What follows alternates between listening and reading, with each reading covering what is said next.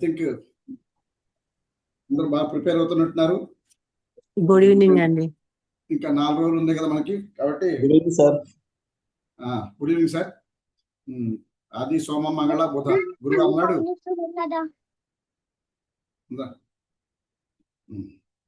సరే మన టార్గెట్ ఏంటంటే మనం 10 క్వశ్చన్స్ చెప్పుకోవడం జరిగింది కదా.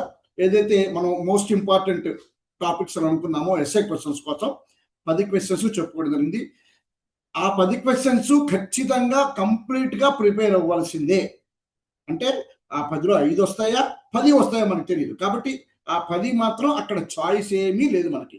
ఖచ్చితంగా నిద్రలో లేపడిగినా రాయగలిగేటట్టుగా మీరు ప్రిపేర్ అవ్వండి వాటికి. అది ఎలా ప్రిపేర్ నేను చెప్పనక్కర్లేదు, అయినా ఒకసారి కాషన్ చేస్తున్నా. ఎందుకంటే మనం చెప్పుకున్న దాని ఫలితం దక్కాలంటే ఆ ప్రకారంగా కృషి చేస్తేనే మన ఫలితం దక్కుతుంది. కాబట్టి ఆ రకంగా కృషి చేయండి.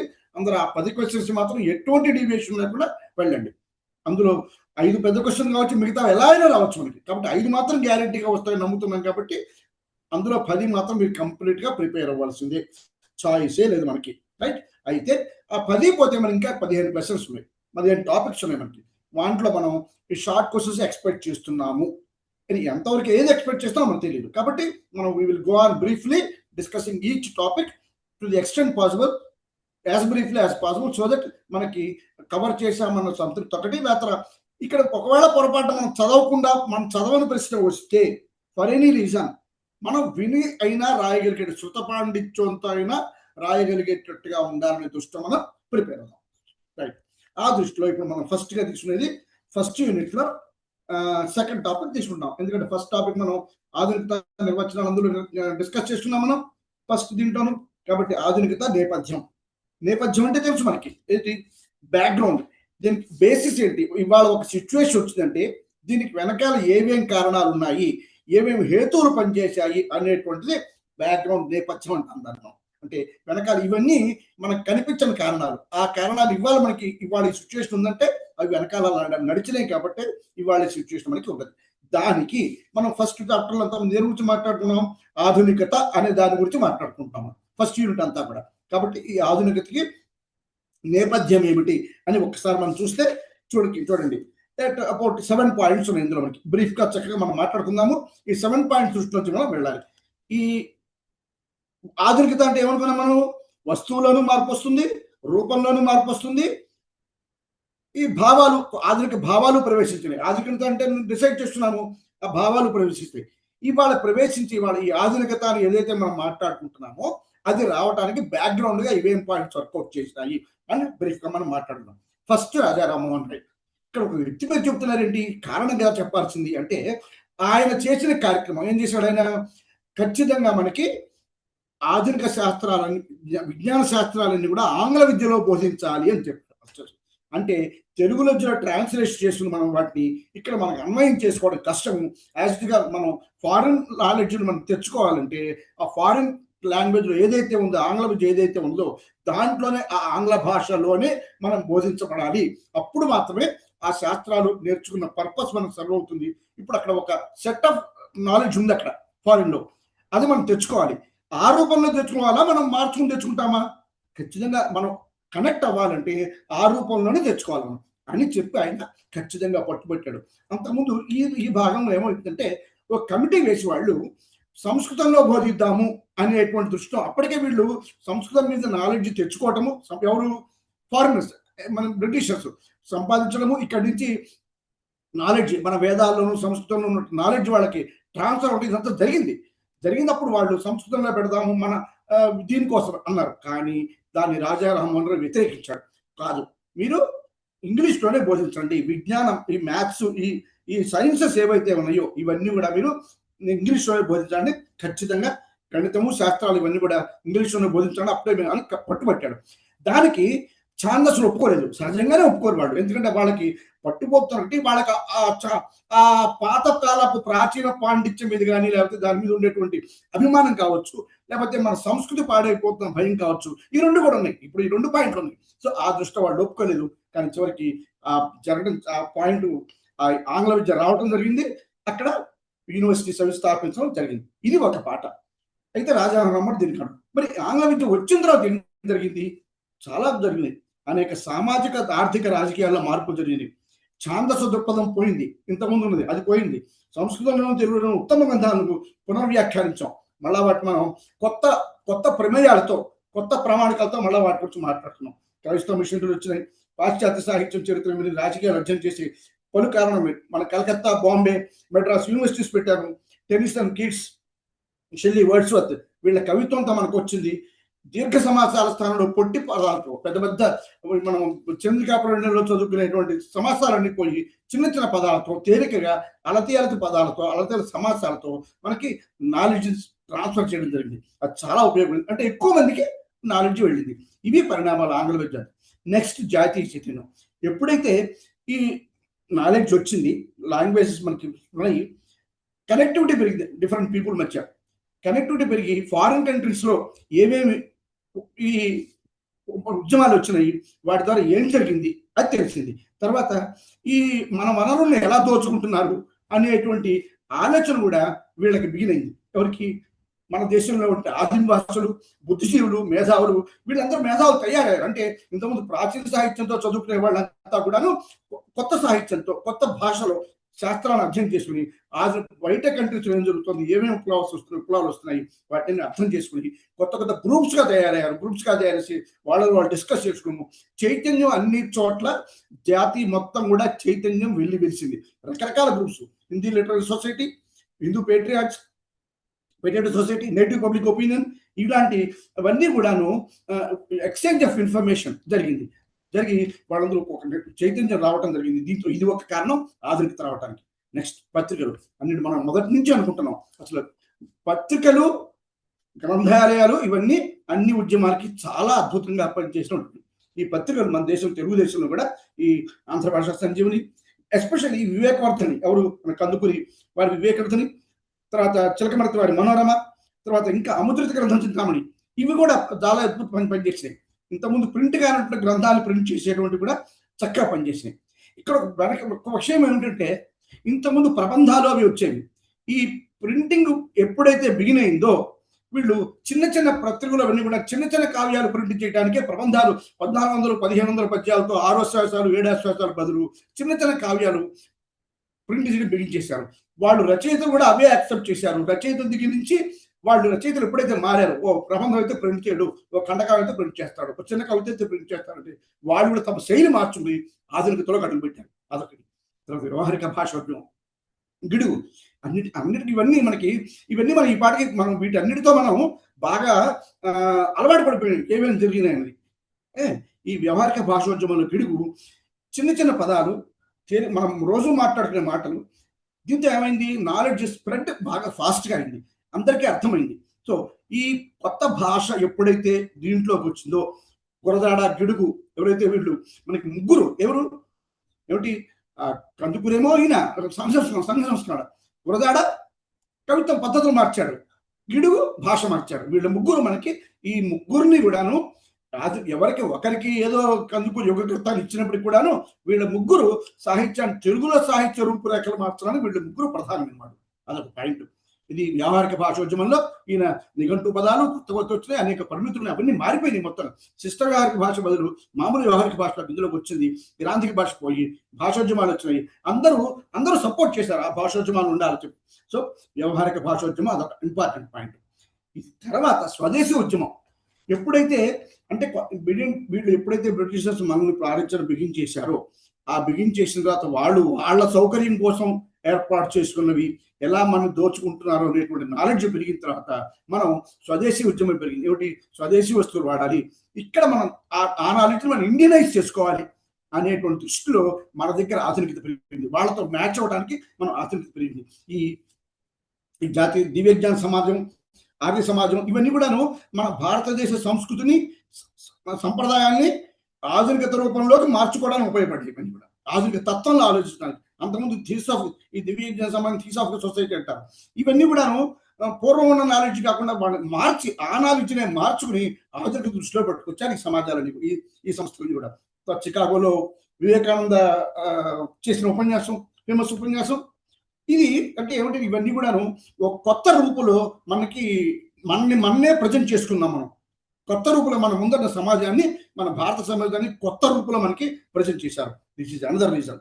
ఇవి తర్వాత ఇవన్నీ బ్యాక్గ్రౌండ్ లో వర్క్ అయితే కవిత్వంలో కూడా మార్పు వచ్చింది. మరి ఇవన్నీ ఏమిటి? ఈ కవిత్వానికి ఆకరాలు ఇవి భాష కానీ, లాంగ్వేజ్, మన చైతన్యం కానీ, లేకపోతే పత్రికలు కానీ, లేకపోతే ఈ ఆంగ్ల విద్య కానీ, ఇవన్నీ ఏమిటి?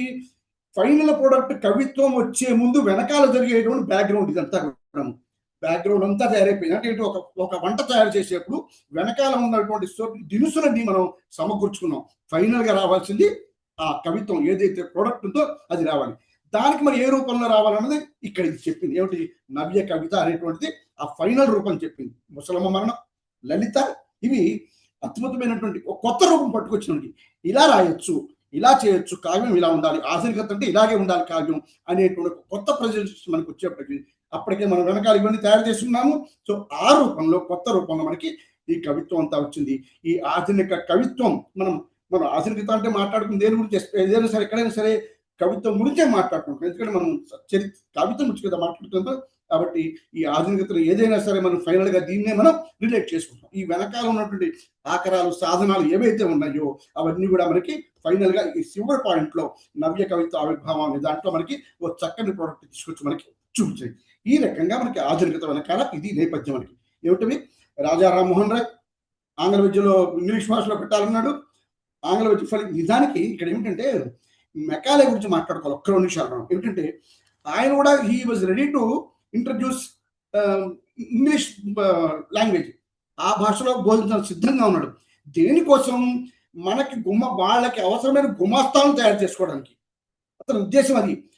చెప్పింది కూడా అదే. ఇంగ్లీష్ పెడతానంటే వాళ్ళు వద్దంటే, వాళ్ళు వద్దంటే ఇది చెప్పింది, మనం గుమాస్తాలు తయారు చేసుకోవచ్చు, వీళ్ళు తోక లేబర్కి వస్తారు, మన వర్క్ అంతా బోల్డ్ అయిపోతుంది, మనం అక్కడి నుంచి తెచ్చుకోక్కర్లేదు, ఫారెన్ నుంచి మన ఆఫీసర్స్ తెచ్చుకోక్కర్లేదు, ఇక్కడ వాడితోనే మనం పని చేయొచ్చుకోవచ్చు అని దృష్టిలో పడి చెప్పాడు. కానీ వాళ్ళు పెట్టుకున్న పర్పస్ వేరు, మనకు వేరే పర్పస్ ఉపయోగపడింది. అందువల్ల అది అక్కడ అతను చెప్పింది ఈ విధంగా ఉపయోగపడింది. పెట్టి ఈ ఆంగ్ల విద్య ఇవన్నీ మనకి ఉపయోగపడి these are the 7 points which work with background మన వాళ్ళ ఆధునికత మన రూపం తీసుకోవడానికి అది ఉన్నాయి. రైట్? ఐ థింక్ ఇది షార్ట్ క్వశ్చన్. ఇది ఈ 7 పాయింట్స్ మనం బ్రీఫ్ గా రాయొచ్చు. రాస్తే మనకు చక్కని ఆన్సర్ తయారైపోతుంది. రైట్? తర్వాత ఫోర్త్ టాపిక్ ఎక్కడ మనం ఆధునిక సాహిత్యానికి యుగకర్త. అయితే ఇది మనం చదువుకున్నాము. ఈ ముగ్గురు ఉన్నారు మనకి ప్రధానంగా. అంటే ముగ్గురు అంటే ఈ టెస్ట్కి నిలబడ్డవాళ్ళు, ఫైనల్ రేస్లో ఉన్నవాళ్ళు. ఫైనల్ రేస్లో ఇంతకుముందు అయితే వాళ్ళని మొత్తం మందిని మొదట్లోనే మనం పక్క తోసేసి మిగతా వాళ్ళు కందుకూరి, గురదాడ, రాయప్రోడు, వీళ్ళ ముగ్గురు ఉన్నప్పుడైతే వీళ్ళ ముగ్గురు గురించి మాట్లాడుకునే ముందు యుగకర్త సంగతి ఏమిటి ఒక్క 2 నిమిషాలు మాట్లాడుతుంది వాళ్ళ గురించి. ఎవరైతే యుగకర్త అనుకున్నామో, ఎవరైనా సామాజిక వ్యవస్థను ఒక యుగం అని నిర్ణయించుకుంటే, ఈ యుగంలో ఏదైనా ఇప్పుడు యుగం ఎందుకంటాము? ఒక మార్పు, ఒక సమూలమైన మార్పు జరిగితే దాన్ని యుగం అంటాం. సమూలమైన మార్పు జరిగింది. ఏమిటి? ఆధునికత అనేటువంటి, ఆధునిక యుగం అనేటువంటిది ప్రాచీన యుగము, నన్న యుగము, మన కావ్య యుగం, లేకపోతే క్షీణ యుగం, ప్రబంధ యుగం, తర్వాత క్షీణ యుగం, ఇవన్నీ అయిపోయిన తర్వాత ఆధునిక యుగం వచ్చింది. అయితే ఈ ఆధునిక యుగంలో దీన్ని వచ్చినాయి అన్ని సిచ్యువేషన్ తయారైనాయి. కానీ దీన్ని ఎవరు ప్రధానంగా ముందుకు తీసుకెళ్లారు అనేటువంటి అగ్రపూజ ఎవరికి చేయాలి అనేటువంటి సందర్భంలో మనం ముగ్గురు గురించి మాట్లాడుకుంటాము. అయితే ఇద్దరు ముగ్గురు ఉన్నారు, కానీ వాళ్ళ ప్రథమంలోని మొట్టమొదటి వాళ్ళని మనం పక్కకి తోసేస్తాం. ఈ యుగకర్త అంటే ఏంటి? రాజకీయ సాహిత్యాన్ని విశేషంగా ప్రభావితం చేయాలి. అంటే మామూలు ఏదో ప్రభావం కాదు, మామూలు ఏదో 2 కావ్యాలు రాశాడు వెళ్ళిపోయాడు అయిపోయింది కాదు. అతను యుగకర్త అనడానికి లేదు. అతను విశేషమైన ప్రభావం చేసి ఉండాలి. తర్వాత అతను చేసిన దాన్ని తర్వాత వాళ్ళు ఆచరించగలగాలి. కొద్ది సంవత్సరాల పాటు, కొన్ని దశాబ్దాల పాటు ఆ మళ్ళా యుగం మారే వరకు ఇతని ఏదైతే మనకు ఇంట్రడ్యూస్ చేస్తారో అవి అతని ప్రభావం కనిపించాలి. అలాంటి వాడిని యుగకర్త అంటారు అనుకున్నారు. పైగా ఇందులో మనకి 2 సంవత్సరాలు ఉన్నాయి మొదటి నుంచి. ఏమిటి? సంప్రదాయ ధోరణి ఒకటి, ప్రజాస్వామిక ధోరణి వచ్చింది. ముఖ్యం అయితే ఈ ఆధునిక కాలం వచ్చిన తర్వాత ఈ సంప్రదాయ ధోరణి వెనకాల ఉంది, ఈ ప్రజాస్వామిక ప్రతిదాకి ధోరణి. ఎందుకంటే సంప్రదాయ ధోరణి అంటే గిడుగు భాషా విప్లవం చేసినప్పుడు అతనికి ఈక్వల్ గా వెనకాల ఈ వ్యవహారిక భాష కాదు, కుదరదు అని చెప్పిన వాళ్ళు ఉన్నారు. ఈ కుక్కళ్ళ వెంకటరత్నం అటువంటి వాళ్ళందరూ అటువంటి ఆవేదన ఉన్నవాళ్ళు. చాలా మంది ఇతని యువతల పక్క గిడుగులు ఎంతమంది సపోర్ట్ చేశారో గిడుగు వెనకాల కూడా వర్క్ చేసిన వాళ్ళు చాలా మంది ఉన్నారు, గిడుగు వ్యతిరేకంగా కూడా. సో అయితే లాభాలు ఎక్కువగా ఇందులో ఉన్నాయని ఎక్కువ ప్రభావం చూపించడంతో గిడుగు చెప్పిన వ్యావహారిక భాషను అందరూ ఒప్పుకున్నారు. శ్రీ కందుకూరి వీళ్ళందరూ కూడా మన కట్టమంచి వీళ్ళందరూ కూడా వ్యవహారిక భాషలోకి దిగిపోయారు. ఎవ్వరు వెనకాల ప్రాచీన భాష వాడాలి అని ఎవ్వరూ అనుకోలేదు. సో మిగతా వాళ్ళంతా వెనక్కి వాళ్ళు తప్పుని సైలెంట్ గా పక్కకి సైడ్ అయిపోవాల్సి వచ్చింది. అలాగా ఈ రెండు దారుల్లోనూ ఇది ప్రావీణ్యంలోకి వచ్చింది, ఇది వ్యావహారిక భాషాధోరణి. తర్వాత వీళ్ళు ఈ యుగకర్తలు ఎలా ఉంటారు, మద్దతుదారుల సంఖ్యతో సంబంధం లేకుండా, అంటే ఎంతమంది సపోర్ట్ చేశారని కాదు, తను చెప్పేది ఇక్కడ ఏ ప్రమాణానికైనా నిలబడాలి, ఏ ప్రమేయానికైనా ఎక్కడ టెస్ట్ చేసినా సరే, ఈ పూట కాకపోతే నిన్న కాకపోతే ఇవాళ తెలియకు. మనం అప్పుడు సంబడి అప్పుడు పాతకాలంలో అంటే గ్రీస్ శకం బిగినింగ్ లో గ్లోబ్ ఫ్లాట్ గా ఉందని కొంతమంది, రౌండ్ గా ఉందని కొంతమంది, సూర్యుడు తిరుగుతాడు అంతకుముందు ఉంటే లేదు గ్లోబ్ అయితే తిరుగుతుందని మనం ఆ డిస్కషన్స్ వచ్చినప్పుడు కొంతమంది రాళ్లతో కొట్టి చంపారు కూడా వాళ్ళని, ఆ ఫారెన్ కంట్రీస్. ఎందుకని అప్పటికి అదంతా ఛాందస భావం, అది ఇది భూమి తిరుగుతుంది, భూమి గుండ్రంగా ఉంది, ఇవన్నీ చెప్పడం కూడా ఛాందసత్వం అది అప్పటికి. ఆ నాలెడ్జ్ అప్పటికున్న నాలెడ్జ్ ప్రకారం. సో వాళ్ళు పనిష్ చేయబడ్డారు. అప్పటికి అది ప్రాచీనం అది. కాబట్టి ఇప్పుడు అలాగే మరి ఆ రోజు సపోర్ట్ చేసిన వాళ్ళు తక్కువ మంది, కానీ వాళ్ళందరికీ చిన్న పిల్లాడు కూడా తెలుసు గ్లోబ్ గుండ్రంగా ఉంది, రైట్? అలాగా మద్దతుదారులకు సంబంధం లేకుండా ఈ సాహిత్యంలో వ్యక్తమైన ఇతివృత్తం, వ్యక్తిగత సాధన, సమకాలీన భాష, సాహిత్య శిల్పం యుగకర్తలు నిర్వహిస్తాయి. ఇవి యుగకర్తల్ని నిర్ణయించేటువంటి పాయింట్స్. ఇవి కనుక ఎవరు చేస్తారో వాళ్ళు యుగకర్తలు అని అనుకోవాలి. ఈ టాపిక్ లో వచ్చి ముగ్గురు మనకు కనబడతారు. ఇప్పుడు కందుకూరి చేశాడంతా, ఏది తెలుగు సాహిత్యంలో ఈ ప్రయత్నం చేశాడు. తర్వాత నవేంద్ర సాహిత్య ప్రక్రియలకు ప్రాచుర్యం కలిగించాడు, సాహిత్య వ్యక్తిత్వము, తర్వాత తెలుగు సాహిత్యాన్ని నూతనత్వం కలిగించాడు, ప్రయత్నం చేశాడు. తెలుగు నెలలో సాంఘిక విప్లవానికి సాహిత్యాన్ని అన్వయించాడు. కానీ నియమాల్లో ఉన్న కవిత్వానికి, కొత్త ఖండకావ్యాలకు అవసరమైన రచనకు పూనుకున్నాడు. కానీ ఈ కవిత్వం దగ్గరికి వచ్చే మాత్రం అతను ఎక్కువ దృష్టి పెట్టాల, సంఘ సంస్కరణ మీద ఎక్కువ దృష్టి పెట్టాడు అతను. ఈ కావ్యాల మీద, అంటే కవిగా అతను ఫెయిల్ అయ్యాడు. కవిగా ఫెయిల్ అవటం అంటే ఏమిటి, దాన్ని ఎక్కువ ముందుకు తీసుకెళ్ళలేకపోయినాడు కందుకూరి. అందుకని అతను చూపించాల్సినంత ప్రభావం చూపించలేదు, అంటే కవిత్వంలో చూపించలేదు, కవిత్వంలో చూపించాలి ఆ ప్రభావంకి. అందుకని కందుకూరిని అక్కడ మనం టిక్ పెట్టించాం, ఇంటూ పెట్టాం కందుకూరి. అయిపోయిన తర్వాత మరి ఎవరైనా నెక్స్ట్ ఈ ఆధునిక సాహిత్య యుగకర్తగా వీరేశలింగాన్ని చెప్పడానికి అనేక పరిమితులు ఉన్నాయి కందుకూరి వీరేశలింగం. ఇక్కడ మనం ఒక్కసారి నారాయణ రెడ్డి గారు చెప్పినటువంటి ఒక కాంప్రిహెన్సివ్ డెఫినేషన్ ఉంది. యుగకర్త అంటే ఎవరు, 2 నిమిషాలు విందాం.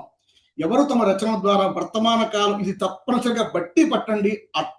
ఒకవేళ ఈ పాయింట్ వస్తే మాత్రం ఇందులో అక్షరం పొల్లిపోకుండా మనం రాయవలసిందే, ఖచ్చితంగా వర్డ్ టు వర్డ్, మన comma to comma, full stop to full stop రాయవలసిందే. ఎవరు తమ రచన ద్వారా వర్తమాన కాలమునికే కాక తమ తర్వాత కవులపై అభినవోత్తేజము కలిగించారు. అభినవోత్తేజం 3 లక్షణాలు చెప్తున్నాడు. అభినవోత్తేజం కలిగించాలి ఎవరికి, తన కాలం వాళ్ళకే కాక తర్వాత కాలం వాళ్ళకి కూడా. నెంబర్ 1. తర్వాత ఎవరు గతానుగతికమైన ఘనీభవించిన భావ ప్రపంచంలో ఉదాత్తమైన ఉద్దీపనము, గతానుగతికమైన అంటే ఎప్పటి నుంచో ఫాలో అయి వస్తున్నటువంటి, నెంబర్ 1. ఘనీభవించిన, సిచ్యువేషన్ సాచ్యురేట్ అయింది, అక్కడికేం మూవ్ అట్లేదు, అలా ఉంది, దాన్ని కదిలించాలి, పగలగొట్టాలి, ఆ ఘనీభవించడానికి బద్దలు చేయాలి, పైకి దాంట్లో చైతన్యం తగిలించాలి, అలా చేయగలడు. ప్రపంచంలో ఉదాత్తమైన ఉద్దీపనము కలిగించగలడు, ఉద్దీపనం కలిగించారు, ఉదాత్తంగా ఉండాలి, ఆ చేంజ్ కూడా కలిగించరు. ఎవరు తమ తర్వాత అనేక కవులకు అనుసరణీయులవుతారో, ఈ 4 పాయింట్లు చెప్పాడు. ఎవరైతే ఫాలోయర్స్ ని తను సంపాదించుకోకుండానే ఎక్కువ మంది అతని వెనకాల నడుస్తారో, అందరూ తన వెనకాల ఎప్పుడైతే నడుస్తారో వాళ్ళని యుగకర్త నాలని అనేటువంటి ఈ డెఫినేషన్ చెప్పాడు. చాలా కాంప్రహెన్సివ్ అండ్ క్రిస్టల్ క్లియర్ గా ఉన్నటువంటి కాంప్రహెన్సివ్ డెఫినేషన్ మనం ఖచ్చితంగా బట్టి రాయాలి. ఒకవేళ ఆధునికత అని ఎక్కడైనా వస్తే మాత్రం. ఎట్ దిస్ పాయింట్ మనకి మిగిలిన రాయపూడి సుబ్బారావు, గురజాడ. ఇక్కడ అయితే సమ్ అడిషనల్ క్వాలిఫికేషన్స్ కావాలి. ఏమిటివి? కందుకూరి వీరేశలింగం గారి సాంఘిక విప్లవం, గిడుగు భాషా విప్లవం, ఈ 2 ఇతరులో ఉన్నాయి. గిడుగు భాషా విప్లవం, కందుకూరి గారి సంఘ సంస్కరణ, ఈ 2 తనలో ముచ్చుకుని కవిత్వాన్ని ముందుకు తీసుకెళ్ళినవాడు కందుకూరి. గురజాడ సాహిత్యాన్ని సంఘ సంస్కరణ కోసం ఉపయోగించాడు. ఆ కన్యాశుల్కం రాశాడు. అంటే ఈ సమాజంలో ఏదో చేయాలి, మార్పు రావాలి, ఎలాగైనా సరే ఆ సాహిత్యం ద్వారా అక్కడ ట్రై చేశాడు, ఆయన ద్వారాను మార్పు రావాలనుకున్నాడు. ఇది బిల్లు పెట్టి అక్కడ వీగిపోయింది, కన్యాశుల్కం వెంటనే పట్టుకొచ్చాడు. కవిత్వంలో పట్టుకొచ్చాడు, రకరకాల ప్రకటనలు. అతను ఒక్క చోట ఒక్క నాటకంలోనే కాదు అతను చేసింది, ముత్యాలసరాలు కవిత్వంలో పట్టుకొచ్చాడు, భాషలో పట్టుకొచ్చాడు, 4-5 స్పేస్లో అతను తన దీన్ని పట్టుకొచ్చాడు. అందుకని ఈ ఇలా చేశాడు. కాబట్టి ఏం చేశాడు ఇంకాను, ఆ రోజుల్లోనే వాస్తవికతను సాహిత్యానికి అద్ది సృజనాత్మకం చేశాడు. సాహిత్యంలో సమకాలీన జీవితం ప్రతిఫలించాలని సాహిత్యంలో యంగేసేలు పెట్టాడు. సమకాలీన జీవితం ఇట్టే ఇవాటి ఎక్కడో పురందాల వందల వేల సంవత్సరాల నాటి జరిగిన ప్రబంధ కావ్యాలు పట్టుకొచ్చి సుందరాంగులు వర్ణించి అలా కాదు, ఇవాళ మన సమాజానికి ఏ సమస్యలు ఉన్నాయి, మన సమాజాన్ని మార్పు రావాలంటే ఏం చేయాలనేటువంటి విషయాలతో పట్టుకొచ్చాడు. తర్వాత సాహిత్యానికి ఒక సామాజిక ప్రయోజనం ఉండాలని కోరుకున్నాడు. మనం చేసే సాహిత్యానికి సోషల్ పర్పస్ ఉండాలి, సొసైటీ బాగుపడాలి అనేటువంటి దృష్టిలో పనిచేశాడు. నవ్యాంధ్ర కవిత శుభోదయమునకు గురదాడ అప్పారావు వేగుచుక్క, మన కండవల్లి వారు, తర్వాత ఆంధ్ర శ్రీరావు గారు, వీళ్ళందరూ మంచి మంచి ఒపీనియన్స్ చెప్పారు ఈ గురించి. ఈయన అప్పారావు గారు నీలగిరి పాటలు, ముత్యాలసరాలు, కొత్త పాత్రలు, మేలుకలైక సాహిత్యం తొలికిలుతులని నరసింహ శాస్త్రి శ్రీశ్రీ చెప్పాడు అద్భుతమైన మాట. మహాకవి గురదాడ ముత్యాలసరాలు గుచ్చుతుంటే తెలుగు కవిత్వంలో విప్లవ దర్శనం ఆరంభమైందని అద్భుతమైన మాట చెప్పాడు ఈయన. రైట్. తర్వాత రాయప్రోలు సుబ్బారావు గారు నెక్స్ట్. దీస్ ఆర్ ది మంచి పాయింట్స్ ఇందులో. ఈ గురదాడ గురించి మనం ఎందుకు ఎక్కడికి వెళ్ళాలంటే ఇవన్నీ పాయింట్స్ మనకి. తర్వాత రాయప్రోలు సుబ్బారావు ఈయనే మార్పు పడతాయి. ఈయన సాహిత్య చరిత్రలో భావకవిత్వానికి ముఖ్య లక్షణమైన ఆత్మాశ్రయ ధోరణికి పాదులు తీశాడు. ఆత్మాశ్రయం అంటే నా గురించి నేను చెప్పుకోవడం, నా కష్టము, నా బాధ, నా ప్రేమ, నా సుఖం, నేను నా అంటే మొత్తం కూడా నా స్వకీయమైనటువంటిది. బయట గురించి నేను మాట్లాడను, అంటే నా కష్టాన్ని, నా సుఖాన్ని ప్రపంచ సుఖంగా, ప్రపంచ కష్టంగా చూడాలనుకుంటాను. సమకాలీన భారతీయతకు జాతీయత అద్దిన వారు రాయప్రోలు సుబ్బారావు గారు. అంటే దేశభక్తి గీతాలు రాశాడు కదా, అందుకే అతను రాశాడు. అయితే పాశ్చాత్య కవితా నిర్మాణ పద్ధతులు వారి కవిత్వాన్ని ప్రభావితం చేశాయి. తర్వాత రాయప్రోలు మార్గ పద్ధతికి, గురదాడ దేశీయ పద్ధతికి కొనసాగింపుగా కవిత్వం రాశారని చెప్పాలి. ఇది ఇక్కడ సిచ్యుయేషన్. ఇందాక ఒక చిన్న పాయింట్ యాడ్ చేస్తాను. ఈ గ్రూపుని రాయప్రోలు సుబ్బారావు, మహమ్మద్ కాసిం ఖాన్,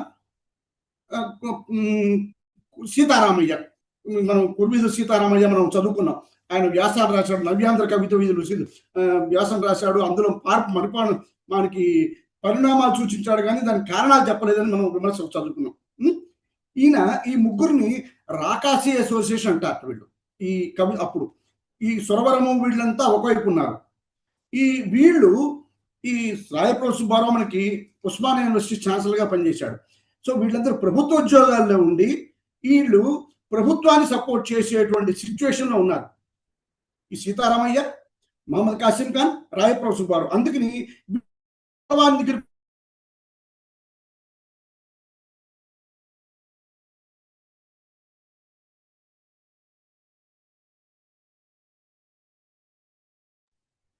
వాయిస్ వినిపించట్లేదండి.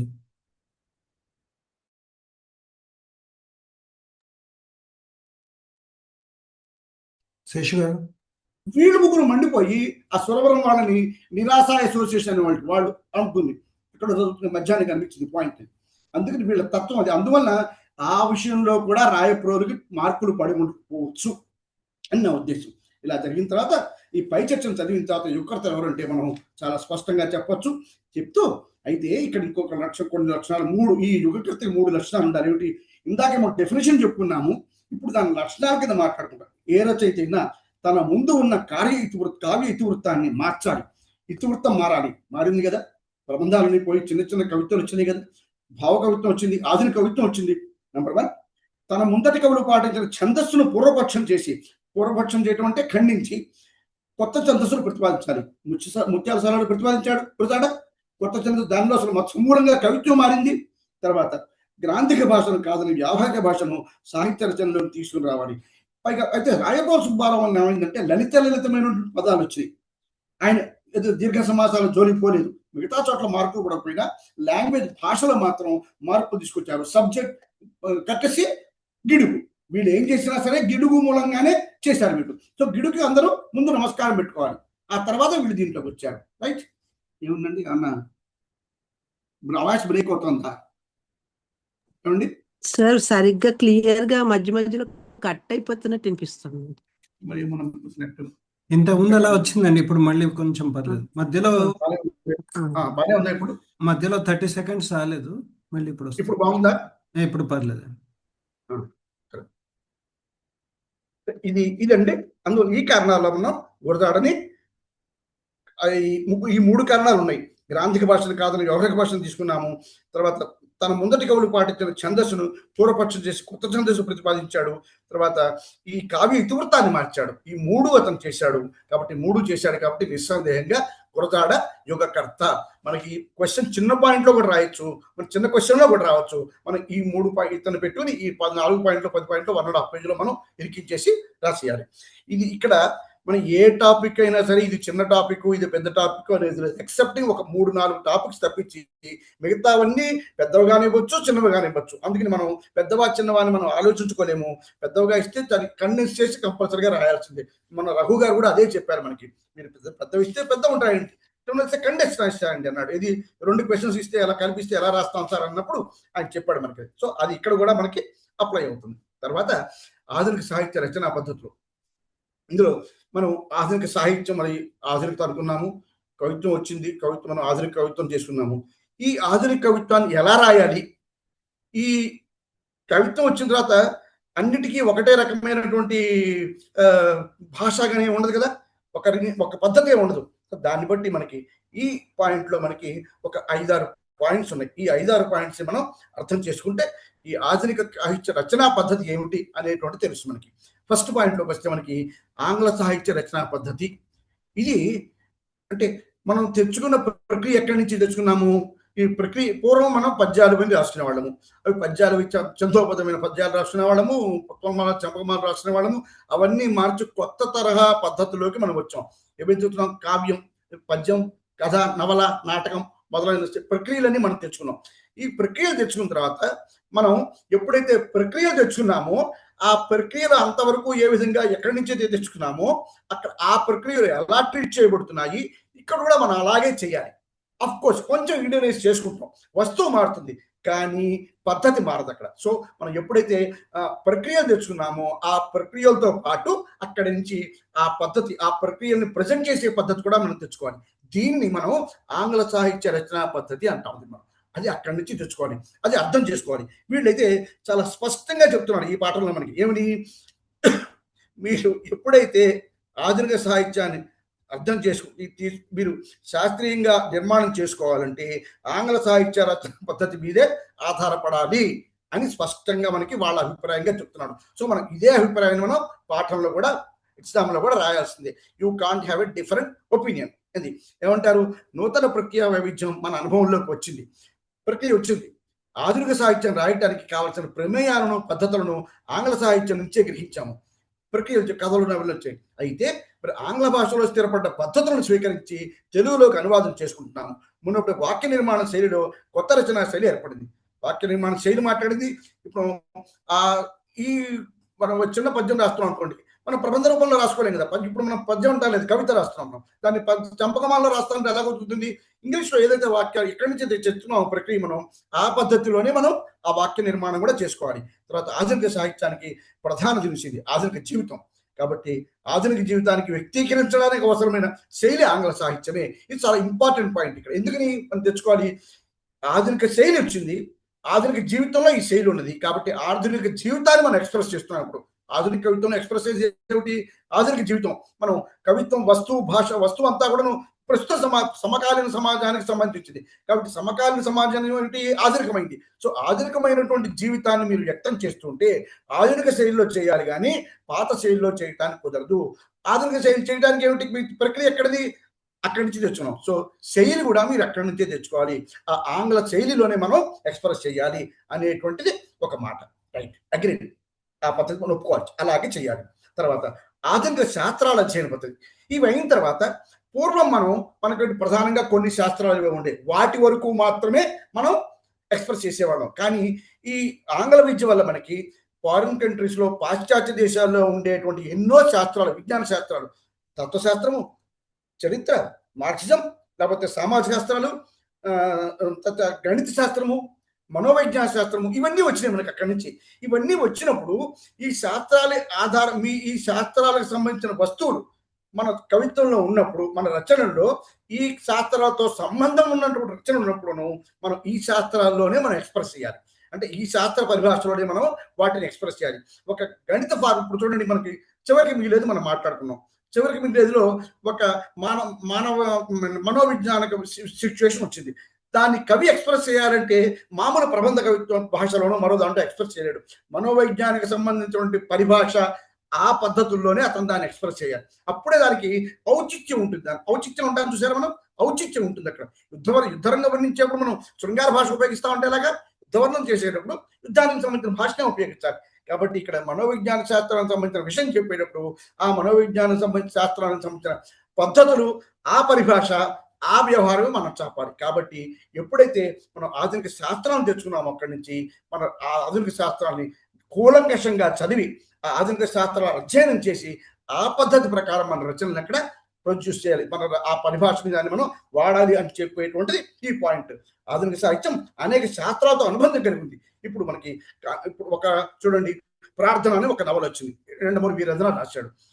ఏం రాశాడు, క్యాన్సర్ గురించి రాశాడు అందులో కదా అతను రాసింది. మరి క్యాన్సర్ గురించి పాయింట్ రాసినప్పుడు అతను క్యాన్సర్ సంబంధించిన మెడికల్ టెక్నాలజీ ఏదైతే ఉందో అది రాయాలి. అతను ఆ సిచ్యువేషన్ ఒక సర్జరీని వర్ణిస్తున్నాడు అనుకోండి, దానికి సంబంధించిన మెటీరియల్ వాడాలి. సో అతను చదవాలంటే అతనికి ఆ మెటీరియల్ రాయాలంటే అతనికి ఆ మెడిసిన్ గురించి చదవాలి, తెలిసి ఉండాలి. సో దానికి సంబంధించి అంతవరకు అతను తెలుసుకోవాలి. తెలుసుకుంటే కానీ యండమూరి వీరేంద్రనాథ్ ఆ ప్రార్థన అనే నవలలో ఆ దాని గురించి రాయలేదు అతను. సో ఇలాంటివన్నీ కూడా ఇక్కడ తెలుసుకుని మనం దాన్ని మాత్రమే రాయగలము అని చెప్పేటువంటిది ఇది ఒక పద్ధతి. తర్వాత ప్రక్రియ వైవిధ్య పద్ధతి. ప్రక్రియలు రకరకాల ప్రక్రియలు ఉన్నాయి. పాట, గేయం, వచన కవిత్వం, కథ, వీటన్నిటికీ ఏ పద్ధతికి దేనికి పద్ధతి దానికి ఉంది. పాట రాసే పద్ధతి శరణం పల్లవి, తర్వాత గేయం దానికి కళాత్మకమైన భాష ఉంటుంది. వచన కవిత్వం దీనికి ప్రోజ పెట్టడం కళాత్మకంగా వ్యక్తం చేయాలి. దీనికి ఛందస్సు ఉండకపోవచ్చు, కానీ వ్యక్తం చేసే పద్ధతి మాత్రం కళాత్మకంగా ఉండాలి. కథ జీవితం సృజనాత్మకంగా ఉండాలి. కథన శిల్పం తెలిసి ఉండాలి. పాత్ర పోషణ తెలిసి ఉండాలి. తర్వాత ఈ కేవలం కథ నాకు తెలుస్తుండే ఒక కథ ఉందండి, నా దగ్గర 7 చేపల కథ ఉంది, 7 చేపల కథ తీసుకొచ్చి రాస్తానంటే కాదు, సరిపోదు. ఆ కథన శిల్పం తెలిసి ఉండాలి. దానికి పాత్రను ఎలా ఇంట్రొడ్యూస్ చేయాలి, పాత్ర మధ్య సంబంధం ఎలా ఉండాలి, వాటిని ఎలా ప్రొజెక్ట్ చేయాలి, ఇవన్నీ కూడా తెలిసి ఉండాలి. ఇవన్నీ తెలిస్తే నేను రాయగలను. సో నవల, నాటక, వ్యాసం, వచన కవిత్వం వీటన్నిటికీ ప్రక్రియకు సంబంధించిన ఆంగ్ల సాహిత్య ప్రమేయాలతోనే మనం ఇవన్నీ ఆంగ్ల సాహిత్యం నుంచి తెచ్చుకున్నాం. మనం అక్కడి నుంచే మనం రాసుకున్నాం. మనం ఉదాహరణ చెప్పుకోవాలంటే కన్యాశుల్కం గురించి తెలుసుకున్నాం. కన్యాశుల్కం అద్భుతమైనటువంటి సక్సెస్ దాటిచ్చింది. కారణం ఏంటి, అతను ఆ నాటకం అనేది ఆంగ్ల సాహిత్య ప్రక్రియ అక్కడి నుంచి తెచ్చుకుని దాన్ని ఎలా బిల్డప్ చేయాలి అనేటువంటి సంపూర్ణమైన అవగాహన ఉంది గురదాడికి. గురదాడికి సంపూర్ణమైన అవగాహన ఉండబట్టే అద్భుతంగా దాన్ని ప్రజెంట్ చేశాడు, సక్సెస్ అయింది. అదే పద్ధతి అన్నిటికీ వర్తిస్తుంది. తర్వాత పాఠక కేంద్రక పద్ధతి. ఇప్పుడు మనం అన్ని ప్రక్రియలు కూడా పాఠకుడి గురించి మాత్రమే ఎక్స్పోజర్. సో అంతిమ లక్ష్యం పాఠకుడు కాబట్టి పాఠకుడు ఎలా రిసీవ్ చేసుకుంటాడు, అతనికి ఎలా అర్థమవుతుంది, ఈ ఆధునిక సాహిత్యంలో ప్రయోజనం పాఠకుడు రిసీవ్ చేసుకోవడమే. కాబట్టి పాఠకుడు అంటే సమాజంలో పాఠకుడు ఉన్నాడు. ఒక్క పాఠకుడు కోసం రాయను, ఆ సమాజం కోసం వస్తాం. సో సమాజం ఎలా ఉంది, వాళ్ళు ఎలా రిసీవ్ చేసుకుంటారు, వాళ్ళకి అర్థమయ్యేటువంటి భాషలో వాళ్ళకి చేపట్టే భాష ఏది తీసుకుంటే వాళ్ళకి సులభంగా చేరుతుంది అనేటువంటి దృష్టిలో ఆలోచించి మనం పెట్టాలి. అందుకు అదొకటి. పాఠక కేంద్రక సాహిత్యం, ఇవన్నీ పద్ధతులు. తర్వాత సాహిత్య పరిభాష పద్ధతి. ప్రపంచంలో ఏ విషయాన్ని వ్యక్తం చేయాలన్నా దానికి తగిన పరిభాషను రచయితలు రూపొందించుకోవాలి. దాన్నే మనం పరిభాష శైలీ పత్రం అంటాం. సాహిత్యం మనం మామూలుగా మీరు నేను మాట్లాడుకునే మాట వీడు, కానీ ఒక పాఠం ఎక్స్ప్లెయిన్ చేస్తున్నానంటే నేను ఈ పాఠానికి సంబంధించిన ఈ లాంగ్వేజ్ ఏదైతే ఉందో, ఈ పాఠాన్ని ఎక్స్ప్లెయిన్ చేయడానికి ఏదైతే పరిభాష ఉందో ఆ పరిభాష నేను వాడాలి. ఆ పరిభాషను వాడకపోతే ఇక్కడ ఔచిత్యం ఉండదు. సో నాకు ఈ పరిభాషతో ఒక టాపిక్ని ఎక్స్ప్లెయిన్ చేస్తుంటే ఏం పరిభాష వాడాలి, ఏ లాంగ్వేజ్ వాడాలి, మనం ఏ సబ్జెక్ట్ డీల్ చేస్తున్నాము ఆ సబ్జెక్ట్ డీల్ చేస్తుంటే దానికి సంబంధించిన పరిభాష వాడాలి. సో ఈ సాహిత్యాన్ని గురించి మాట్లాడేటప్పుడు మనం సాహిత్యానికి సంబంధించిన భాష వాడాలి. ఇది ఎందుకంటే మామూలుగా మాట్లాడుకునే భాష వేరు, ఈ సాహిత్యానికి సంబంధించిన భాష వేరు. కాబట్టి దాని పద్ధతి నేర్చుకోవాలి. అది అందరికీ రచయితలందరూ వాళ్ళకి తెలిసి ఉండాలి. రచనా విధానంలోనే ప్రత్యేకత శైలి అంటున్నాం. ప్రతి దానికి రచయితకి ప్రక్రియను బట్టి, రచయిత డీల్ చేసే సబ్జెక్టుని బట్టి, ప్రతి దాన్ని బట్టి ఈ శైలి మారుతూ ఉంటుంది. సో ఈ శైలి భేదాలన్నీ కూడా పూర్తిగా తెలిసి ఉండాలి. తర్వాత అసలు ఒక సాధారణీకరించిన ప్రక్రియ, వ్యవహారిక భాష శైలి అనేది అందరూ ఏర్పరచుకోవాలి. ఇది తప్పనిసరిగా ఏర్పడాలి. తర్వాత అస్తిత్వ సాహిత్య రచన పద్ధతి. ఇది ఈ కొత్తలా వచ్చిన అస్తిత్వము అనేటువంటిది కొత్తగా వచ్చింది. అంటే ఇంతకు పూర్వం ఈ ఉన్నవాళ్ళు ఉన్నట్టుండేవాళ్ళు కాదు, ప్రతి వాళ్ళు మేమున్నాము, మేమున్నాం ఇక్కడ, మమ్మల్ని పట్టించుకోండి అని ఇప్పుడు ముందుకు వస్తున్నారు. ఇంతకుముందు ఎవ్వరూ మాట్లాడలా, మేమున్నాము మా సంగతి ఏంటి అని ఎవ్వరు అడగల. కానీ ఇప్పుడు ఎంతో మంది ముందుకు వస్తున్నారు, మేమున్నాం మా సంగతి ఏంటి అని వాళ్ళకి. కాబట్టి అస్తిత్వ సాహిత్యం, దాన్ని అస్తిత్వ సాహిత్యం అంటాం. ఇంకో విషయంగా చెప్పుకోవాలంటే దాన్ని అనుకోవచ్చు మనం. అస్తిత్వ సాహిత్యం ముందుకు తెచ్చే ప్రక్రియలో ఈ అస్తిత్వ సాహిత్యం ముందుకు తెచ్చిన ప్రక్రియలో పాట, మొదటిది కవిత్వం, పాట మనం అనుకున్నాము. ఈ అందరికీ చేరింది పాట. పాటతోనే ఎక్కువ మంది మనం చూడండి, ఈ 5th యూనిట్లో మనం చదువుకునేదంతా కూడా పాటతోనే మనకి. పాట కొంచెం లయబద్ధంగా ఉన్నటువంటి కవిత్వం, ఈ రెండే మనకి ఎక్కువ. 5th యూనిట్లో మీరు చదువుకునేదంతా కూడా కమ్యూనికేషన్ జరిగేది అంతే.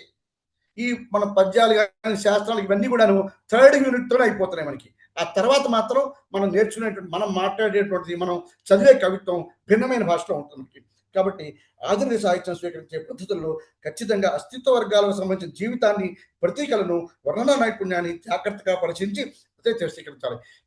ఈ రచయిత ఈ అస్తిత్వ వర్గాలన్నీ టార్గెట్, ఆ టార్గెట్ గ్రూప్కి మనం తగినట్టుగా మనం పారిభాషని, భాషని, తర్వాత వాళ్ళ కోసం రూపొందించిన ప్రక్రియని మాత్రమే మనం ఉపయోగించాలి. నేను ప్రబంధ కావ్యం తీసుకొచ్చి గిరిజన కావ్యంలో, గిరిజన సంతలో పెడతానంటే వాడే ఉండు తన్ని తగలేస్తాడు, అప్పటికి అర్థం కాదు. కాబట్టి అక్కడ ఏం చెప్పాలి, పాట రూపంలో చెప్పాలి, వాళ్ళ చైతన్యవంతం చేయాలంటే. కాబట్టి ఆ రూపంలో మాత్రమే నేను అక్కడ మాట్లాడాలి. This is what is about ఈ ఏదైతే 6 విషయాలు ఉన్నాయో మనకి. ఏమిటవి? ఆంగ్ల సాహిత్య రచనా పద్ధతి, ఆధునిక శాస్త్రాల అధ్యయన పద్ధతి, తర్వాత ప్రక్రియా వైవిధ్య పద్ధతి, ప్రక్రియను బట్టి మారుతుంటాయి. పాఠక కేంద్ర పద్ధతి, పాఠకుడు బట్టే మనం సాహిత్యం పరిభాష పద్ధతి దాని గురించి మారుతుంది. సాహిత్య పరిభాష పద్ధతి, సాహిత్యానికి ఒక యూనిఫామ్ పద్ధతి అంటూ ఉండాలి, దాన్ని బట్టి మనం మార్చుకోవాలి. తర్వాత అస్తిత్వ సాహిత్య రచనా పద్ధతి, అస్తిత్వం కొత్త టార్గెట్ గ్రూప్స్ వచ్చినాయి అస్తిత్వంలోకి, మేమున్నామని చెప్తున్నాం, వాళ్ళకి తగినట్టుగా మనం రాయాలి. ఇప్పుడు చూడండి, మనం విప్లవోద్యమానికి వెళ్ళేటప్పటికి అంతవరకు కొత్త రూపంలో, పాట రూపంలో వాళ్ళ జానపదుల దగ్గర ఉన్నటువంటి పాటను తీసుకుని మళ్ళీ అదే రూపంలో మనం వాళ్ళని తీసుకొని అక్కడ వాళ్ళని చైతన్యవంతులు చేయగలిగాం కదా. కాబట్టి అలాగే మనం మారాలి కానీ వాళ్ళు మారరు. వాళ్ళని మార్చే ప్రయత్నం చేయకూడదు. వాళ్ళని చేరాలనుకున్నప్పుడు మనం వాళ్ళ భాషలో, వాళ్ళ పద్ధతిలో, వాళ్ళకి అర్థమయ్యే రీతిలో మాత్రమే మనం చేయాలి. అప్పుడే చైతన్యవంతం చేయగలం, అప్పుడే సాహిత్య ప్రయోజనం నెరవేరేది అప్పుడే. కాబట్టి ఈ వాటి 3 టాపిక్స్ మనం we have dealt in the first unit. Right, అయిపోతే we'll reach the second unit. ఏంటండి, ఇందులో ఏమైనా సందేహాలు ఉన్నాయా? ఐ థింక్ మనం ఆలస్యమైంది, 4 నిమిషాలు పడుతున్నాయి మనకి ఎక్కువ. సరే, ఇందులో కందుకూరి వీరేశలింగం గారు గజతిక, ఈయన మనకు తెలుసు, ఈయన ఏం చేశాడు మనకి. ఈ దీంట్లో అద్భుతమైనటువంటి సాహిత్యంలో ఫస్ట్ ఆధునిక సాహిత్యంలో, అంటే ఈ ఆధునిక యుగంలో మనం మాట్లాడుకోవాల్సిన మొట్టమొదటి వ్యక్తి కందుకూరి వీరేశలింగం గారు. సో అందుకనే మనకి ఫస్ట్ టాపిక్ లో, ఈ సెకండ్ యూనిట్ లో మనకి ఫస్ట్ పర్సన్ ఈయన చెప్పాడు. ఈయన సరే కవి కళాధరువు తెలుసు, 1848లో పుట్టాడు. వివిధ స్థాయిలో ఉపాధ్యాయులుగా పనిచేశాడు. సుబ్బారాయుడు గారు, పంతులు గారు తల్లిదండ్రులు. రచనలు పంతులు గారు చేపట్టే సాహితీ ప్రక్రియ లేదు, ఆయన చేపట్టని సాహితీ ప్రక్రియ అంటూ లేదు. మొత్తం అన్ని రకాలుగా రాశాడు, తెలుస్తుంది మనకి. పద్యరచన చేశాడు, మార్కండేయ శతకం, శుద్ధాంధ్ర, నిరోష్య నిర్వచన కవిత. ఈయన కూడా ఏం చేశాడు, మొదట్లో కొంచెం ప్రబంధ శైలిలో రాచాడు, కానీ తర్వాత మాత్రం తన పద్ధతులను మార్చుకుని రసగజన రంజనం అనే చిత్రకవిత్వంతో ఒకటి, ప్రబంధ పద్ధతి, ఇవన్నీ ఈ మొదటి 3 శుద్ధాంధ్ర, నిరోష్య నిర్వచనం, లేదా మార్కండేయ శతకం, ఇవన్నీ కూడాను సంప్రదాయ పద్ధతిలో రాయబడినటువంటి కవిత్వాలు. శుద్ధాంధ్ర ఇది రసగరంజనం అనేటువంటిది ఒక ప్రబంధం అది. తర్వాత మాత్రం ఈయన మాట మార్చుకుని, ఆయన పద్ధతి మార్చుకుని అభాగ్యోపాఖ్యానం, శబ్ద చిత్రాలు, తర్వాత కవితారీలతో కూడిన ప్రౌఢ ప్రబంధం రాశాడు. కానీ తర్వాత మార్చుకుని అచ్చతేనులో శుద్ధాంధ్ర భారత సంగ్రహం అనేటువంటి 3 ఆశ్వాసాల గ్రంథం రాశాడు.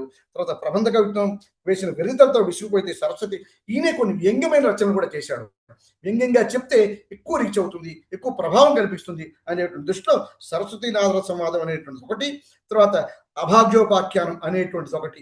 ఈ 2 ఎక్కువ మంది ప్రజలకి రీచ్ అయినాయి. ఆయన చేసిన ప్రయోగాల్లో ఎక్కువ మంది రీచ్ అయినవి. సో ప్రభావం బాగా కనిపించింది ఈయన రచనల్లో.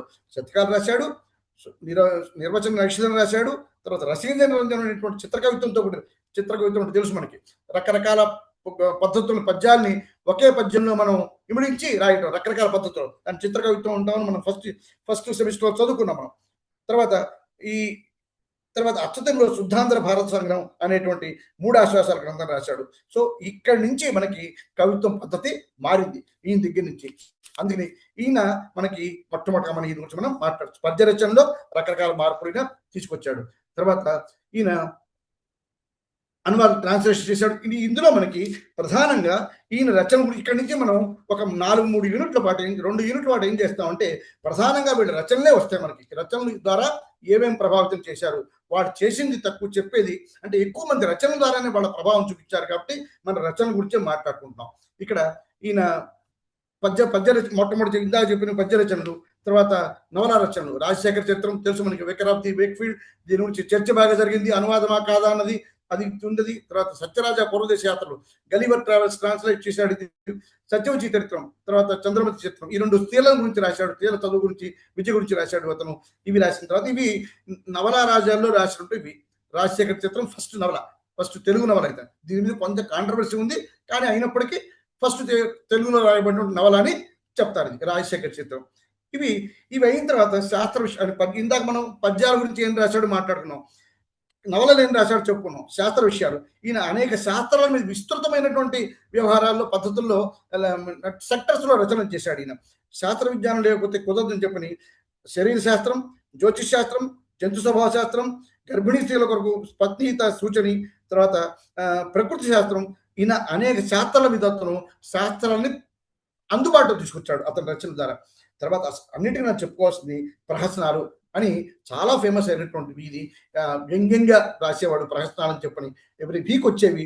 ఈ చాలా టాపిక్స్ మీద రాశాడు. సుమారు 50 టాపిక్స్ మీద రాస్తే ఒక 10 మాత్రమే ట్రాన్స్లేటెడ్, అంటే ఆంగ్ల మాతృక నుండి వాటిని ట్రాన్స్లేట్ చేసి తీసుకొచ్చాడు. కానీ మిగతా 40 మాత్రము ఇక్కడ మన తెలుగు రాష్ట్రాల్లో రాజకీయ సాంఘిక దురాచారాన్ని ఎండగట్టడానికి వినోదాత్మకమైన పద్ధతిలో వ్రాయడానికి రాసినటువంటి జమాబందీ, లోకపత్ర వివాహం చాలా ఉన్నాయి రాశాడు. ఈ శాఖ భేదాలు, దానికి ఇవన్నీ చాలా లిస్ట్ ఉంది, పెద్ద లిస్ట్ ఉంది. ఒక 2-3 మాత్రం మనం గుర్తుపెట్టుకుని రాసుకుందాం అందులో పరీక్షలకి. తర్వాత కథారచన, ఏం మాట్లాడుకున్నాం ఇంతవరకు? పద్య రచన చేశాడు, నవల రచనలు మాట్లాడుకున్నాము, శాస్త్ర విషయాలు మాట్లాడుకున్నాము, ప్రహసనాల గురించి మాట్లాడుకున్నాం. ఇప్పుడు కథారచన పంతులు గారు స్త్రీల అభ్యుదయం కొరకే చేశారు. ఈయన చాలా మొట్టమొదటి ప్రధానంగా స్త్రీలను అభ్యున్నతి చేయాలి, ఈ బాల్య వివాహాలు లేకపోతే ఇవన్నీ ఈ రకమైన సంఘ సంస్కరణకే ఎక్కువ అతను ప్రాధాన్యత ఇచ్చాడు. కథారచన పంతులు గారు స్త్రీల అభ్యుదయం కొరకు చేశారు. సతీహిత బోధిని అనే స్త్రీ పత్రికలు నడిపాడు. నీతి కథలు, అందులో పరోపకారం, 3 తెలియని మందులు, ఇవన్నీ రకరకాల కథలు రాశాడు. తర్వాత వ్యాసరచనలు, ఇది ఎన్నో వ్యాసాలు రాశాడు. అందుకు వివిధ అంశాలపై రాసిన వ్యాసాలు సుమారు 190 దాకా రాశాడు. ఈయన వీటిని వివేకవర్తిని పత్రిక నడిపాడు. వివేకవర్తిని అనేటువంటిది, సత్యవాదిని, సతీహిత బోధిని, చింతామణి, సత్యసమర్థిని, తెలుగు జనాన అనేటువంటి పత్రికల్లో విస్తృతంగా రాసేవాడు ఈయన. ఈ పత్రికలలో 190 దాకా వ్యాసాలు రాసేవాడు. అంటే మరి ఎప్పుడు మీకు 2-3 రోజుల కోసం బీక్లో ఇది రాస్తుంటేవాడు అనమాట. కవుల చరిత్రం, ఇది ఈ కవుల చరిత్రను రాసింది చాలా గొప్ప పని చేశాడు. ఆంధ్ర కవుల చరిత్ర అంతవరకు ఉన్న కవులని వాళ్ళ లిస్ట్ చేసి వాళ్ళ గురించి అనేక తాళపత్ర గ్రంథాలు పరిశోధించి వాళ్ళ రచన వివరాలన్నీ మనకు పట్టుకొచ్చాడు కందుకూరి వారు. ఇది ఎంతో ఉపయోగపడింది. తర్వాత పరిశోధనలకి ఇది చాలా ఉపయోగపడింది ఈ చేసిన పని. ఇది తర్వాత వ్యాసరచన చేశాడు, చెప్పాను, వ్యాసరచన గురించి మాట్లాడుకున్నాం. తర్వాత ఈ కథారచనలోని కురంగేశ్వర వర్తక చరిత్రము, చిత్రకేతు చరిత్రము, మాలతి మధుకరం అనే కథలు రాశాడు. ప్రముఖమైనవి స్త్రీల కోసం, బాలబాలికల కోసం ప్రధానంగా ఈయన బాలబాలికలు, స్త్రీలు వాళ్ళ అభ్యున్నతి కోసం ఏ సాహిత్యం అయినా వాళ్ళ అభ్యున్నతి ప్రధానంగా ఒక భాగం మాత్రం వాళ్ళ అభ్యున్నతి కోసమే దృష్టిలో పెట్టుకుని రాసేవారు. తర్వాత కవుల చరిత్రం మాట్లాడుకున్నాము. ఇప్పుడు స్వీయ చరిత్ర, ఇదంతా రాసిన తర్వాత చాలా మంది అడిగారు మీ స్వీయ చరిత్ర రాయమని చెప్పి. అంటే నాకెందుకు స్వీయ చరిత్ర తెచ్చి వద్దన్నాడు. కానీ చివరికి మాత్రం రాశారు. ఆయన స్వీయచరిత్ర రాసుకున్నాడు. ఆంగ్ల సాహిత్య ప్రభావం రాయడం కాక స్వీయచరిత్ర రచించిన వారిలో కందుకూరి వీరేశలింగం పంతులు గారు మొట్టమొదటివాడు. ఆనాడే సామాజిక స్థితిగతులకు అద్దం పడుతూ 2 భాగాలుగా దీన్ని రచించారు. పై రచనలే కాక పంతులు గారు దేశ చరిత్ర, నాయకుల చరిత్ర కూడా రచించారు. సంగ్రహ వ్యాకరణం, కావ్య సంగ్రహం కూడా రాశారు. మీరు చేపట్టని సాహిత్య ప్రక్రియ లేదంటే అతిశయోక్తి కాదు. మొదటి పంతులు గారు అందరి వల్లనే సంప్రదాయ సిద్ధమైన మొట్టమొదటి అనుకున్నాం మనం ప్రబంధ కవిత రాశాడు, కానీ తర్వాత మాత్రం ఆ పద్ధతి మానుకుని మామూలు వ్యవహారిక భాషలోకి దిగాడు. ప్రక్రియలు మార్చాడు, భాష మార్చాడు. తర్వాత సాంఘిక రంగమే కాక సాహిత్య రంగంలో కూడా పెక్కు సంస్కరణ చేత ప్రవేశపెట్టి నూతన రీతులకు మార్గదర్శకం అయినారు. వారు బహుముఖ ప్రజ్ఞా సాహిత్యంతో దక్షిణ భారతదేశ విద్యాసాగరుడు అనే గద్య తిక్కన విద్యాసాగరుడు అనేటువంటి 2 బిరుదులు ఈయనకి వచ్చినాయి. ఈయనకి మొట్టమొదటి చెప్పుకున్నాడు తన గురించి ఏమని, తొలి వచన ప్రబంధం నేనే రాశాను, తొలి కవుల చరిత్ర నేనే రాశాను, తొలి శాస్త్రీయ గ్రంథాలు నేనే రాశాను, తొలి ప్రహసనం నేనే రాశాను, తీలకొరసు రాసిన మొదటి వచన పుస్తకం నేనే రాశాను, తొలి నాటక అనువాదం నేనే రాశాను, ఇవన్నీ నేనే మొట్టమొదటిసారిగా చేశానని చెప్పుకున్నాడు. అన్నీ కరెక్టే, ఏదో చిన్న చిన్న తొలి నవల అంటే తేడా ఉండొచ్చేమో కానీ చాలా వరకు మాత్రం ఇందులో ఆయన చెప్పింది కరెక్ట్. మొట్టమొదట అంటే అందుకనే ఇంత మార్పు తీసుకుంటున్నాడు. కాబట్టి ఇక్కడ నుంచి సాహిత్య చరిత్ర ఆయనతోనేమో కట్టమంచితోనేమో విమర్శ మారింది, ఈయనతో సాహిత్యం మారింది. అదే కట్టమంచి వారు కూడా విమర్శ మనం అనుకున్నాం, ఇది ముసలం మౌనంతో అనుకున్నాం, కానీ తర్వాత ఇక్కడి నుంచి మాత్రం సాహిత్యం పూర్తిగా మారింది. ఇది కందుకూరి వారి గురించి మనం మాట్లాడుకోవాల్సిన విషయం. ఈ 10 విషయాలు ఆయన గురించి రాస్తే మనకు ఆయనకి సాటిస్ఫై చేసిన వాళ్ళం అవుతాం. తర్వాత ఎవరు మాట్లాడుకోవాలి మనం, కందుకూరి అయిపోయిన తర్వాత గురదాడ గురించి చెప్పుకున్నాం మనం, రాయప్రోలు సుబ్బారావు ఈ టూకీగా మాట్లాడుకోవచ్చు. చెప్పాను కదా మనం, ఇక్కడ నుంచి వీళ్ళందరూ కూడాను వీళ్ళు చేసే రచనలు ఎక్కువగా ఉంటాయి. కాబట్టి మనం వ్యక్తిగత వివరాలు మాట్లాడుకుని మిగతా రచనలు తక్కువగా చెప్పుకుందాము. ఎందుకంటే ఇవి రచనలు రాయాలంటే రచనలు అంటే మాత్రం పేర్లు మాత్రమే రాసి మనం చెప్పగలం. ఎక్కువ వివరాలు షార్ట్ నోట్స్ రచనలు అడిగితే మాత్రం పేర్లు మాత్రమే చెప్పగలం.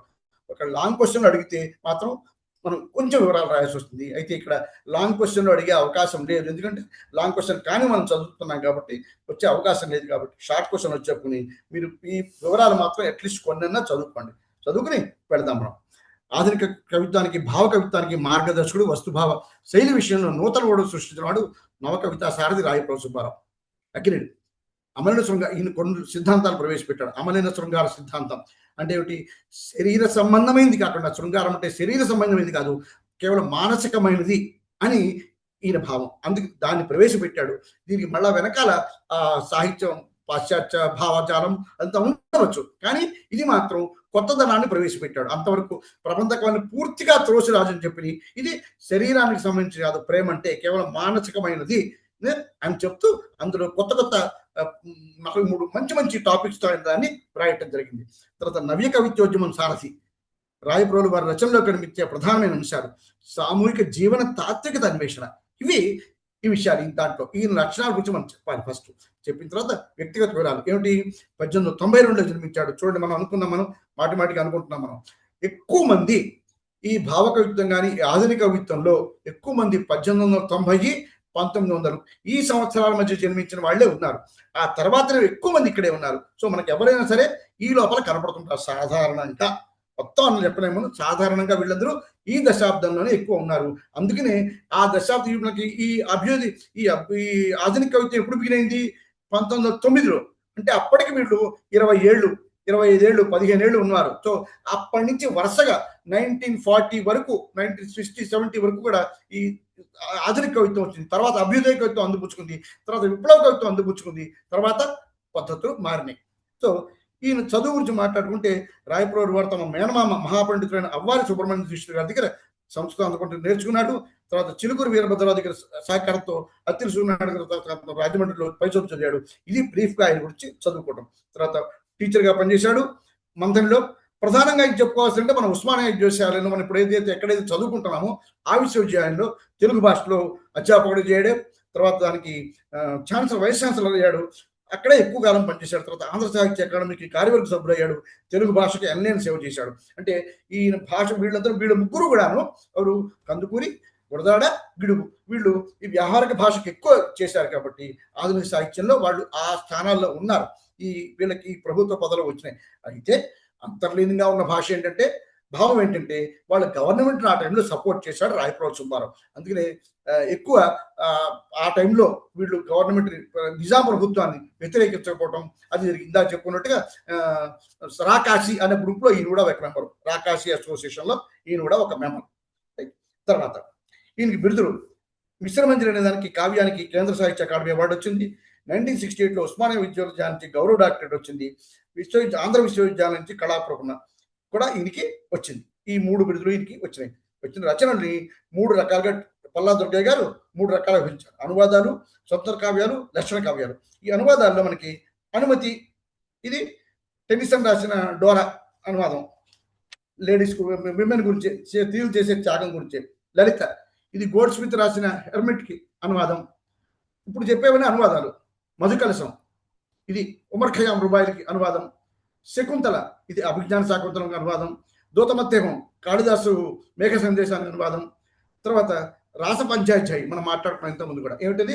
కృష్ణ, ఈ దశమస్కందంలో మాట్లాడుకున్నాం మనం. దశమస్కందంలో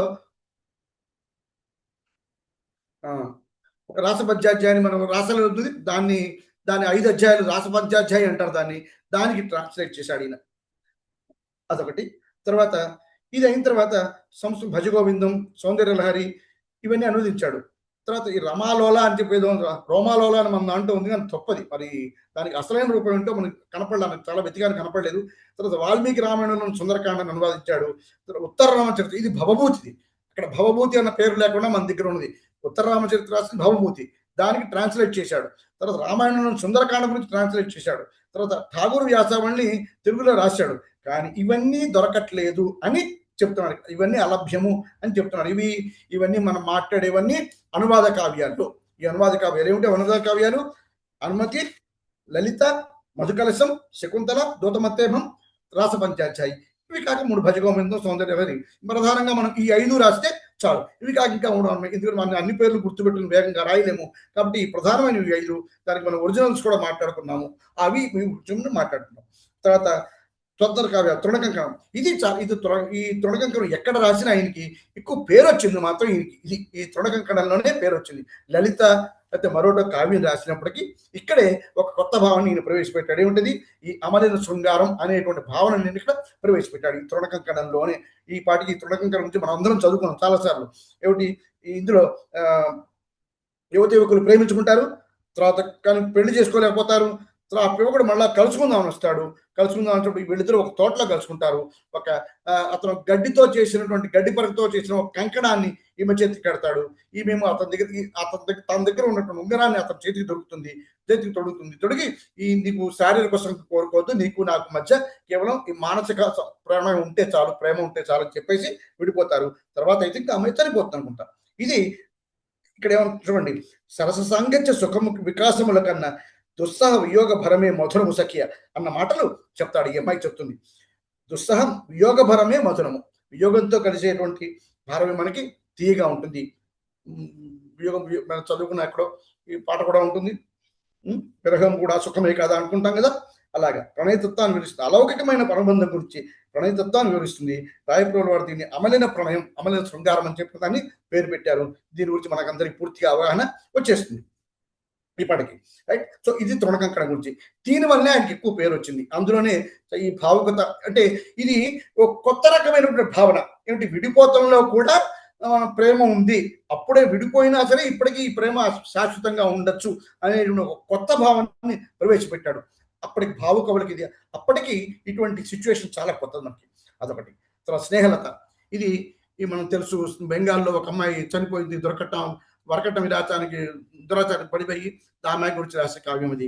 తర్వాత కష్టకమల, ఇది కూడా పవిత్ర సోదర భావంతో ఉన్న చోట కాముకతకు చోటు లేదని చెప్తుంది, అమ్మాయి ప్రబోధిస్తుంది.